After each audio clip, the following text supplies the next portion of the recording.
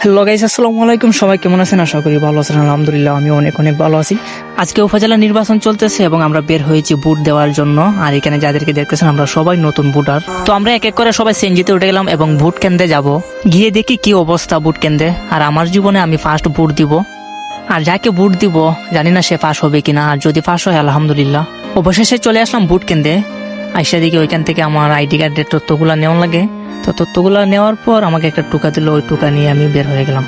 তারপর টোকাটা নিয়ে আমরা সবাই ভোট কেন্দ্রের দিকে রওনা দিলাম। আর আমরা যারাই আছি আমরা সবাই নতুন ভোটার। তারপর আমরা ওইদিকে যাব এবং ভোট কেন্দ্রে ঢুকে পড়বো। অবশেষে লাইনে দাঁড়িয়ে পড়লাম। আর এইদিকে আমার ভয় হইতেছে, পুলিশরা যদি মোবাইল দেখে তাইলে তারা এখানে ঝামেলা করবে। তারপরে এখানে আর বেশি ভিডিও করলাম না। অবশেষে ভোট দিয়ে চলে আসলাম। আর এটি আমার জীবনের প্রথম ভোট, প্রায় অনেক ভালোই লাগলো।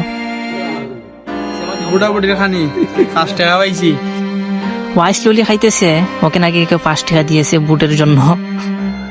অবশেষে রওনা দিলাম বাড়ির দিকে। আর আমার প্রথম ভোটটা যাকে দিয়েছি ইনশাল্লাহ সে বিজয়ী হবে।